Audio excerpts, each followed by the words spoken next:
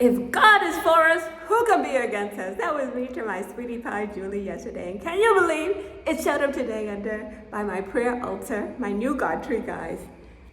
It was me, a post that showed up, that said, this is what gives me courage to keep going, no matter the challenging situations I come up against, with the mentality of, if my God is with me, who can be against me? And having that bravery and strength to joyfully tackle my life, walking by faith and not by sight. Are you guys getting these messages that we're not tackling our lives alone, baby? We have God on our side, helping us, and we show up.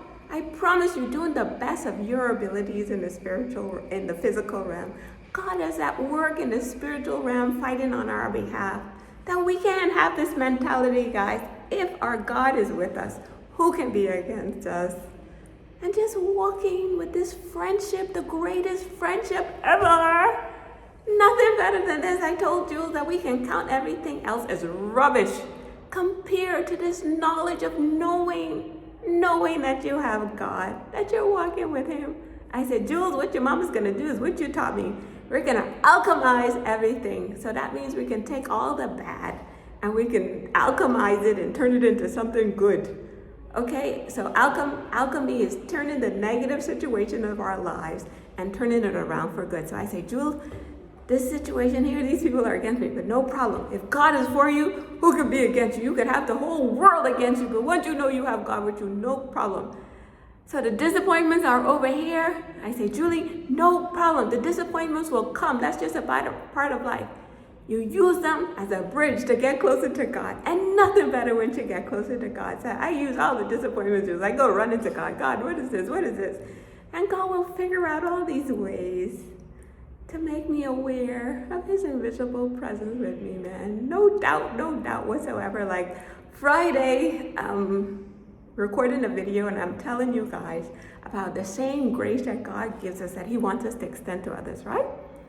Go to my breakfast and Bible group. Minutes later, Carrie is saying the exact same thing, that the same grace and mercy and forgiveness that God gives us, we're to extend to each other. Fast forward to yesterday. Can you believe Friday night, Joshua went to church? Can you believe the exact message was there too?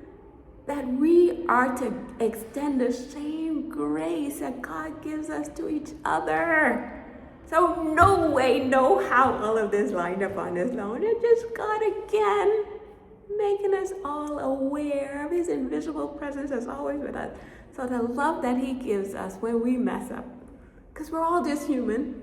You know, we all make mistakes. Nobody is perfect. Everybody has situations to say, I wish I could handle that differently or whatever. But just to know that same grace that God gives us, He's asking us to extend that same grace and love to each other. So sometimes we're going to pretend we don't see what we see. We're going to just cover our eyes. Sometimes we're going to pretend we don't hear what we hear.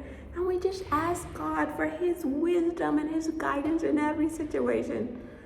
So the new thing He's telling me is to talk less. Even it showed up this morning in the prayer I was listening to, said the power of life and tongue is in the life and death is in the tongue. I opened up this meditation book with just verses. It came to exactly that again. So there's life and death in the tongue. So we have to use our words wisely, guys.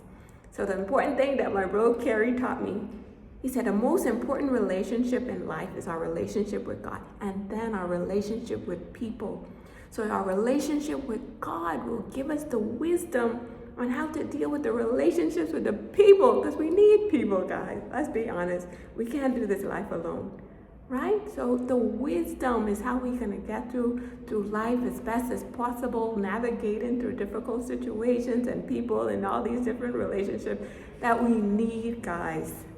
Okay, so we tap into godly wisdom. He knows everything. So this grace and forgiveness is such an important one, guys. For us to extend the same grace and mercy, the same way you want God to treat you, He wants us to treat others. So going overboard in love and kindness and forgiveness. Just pretend you don't hear something, pretend you don't see something. Just asking God for the discernment of what He would have us to do moment by moment. So we're living life with one foot on earth here, another foot in heaven, knowing we have God's wisdom available to us. So he say, Nick, in this moment, just pretend you don't see. Nick, say something here. So that's the wisdom to shoot for, to know when to speak and when to be quiet. Okay, guys? Now let's just move every moment with this Papa God by our side. If God is for us, guys, who can be against us?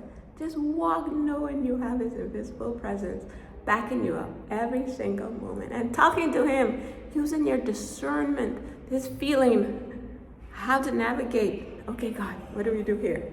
The situation here, God, what do we do? And just feel your way through it. What is God telling you to do? And the more you practice getting to know God's voice, guys, I promise you, the better you'll get at it. But it takes a lot of practice. It takes a lot of sitting with God, developing a relationship with him so you know his voice. So whether a voice tells you go right or go left, you'll know which one is God. Okay? So nothing better than this rolling with God. Okay? So make today, say, God, I want to be closer to you. The best ever prayer I ever said is, God, I want a closer walk with you. Don't miss out the best life with God. Let's keep praying, talking to him all day, praying without ceasing. All day, every day. God, what do we do here? God, what do we do? Okay, God. And let's be his ambassadors in the world. Loving harder because he loves us the hardest.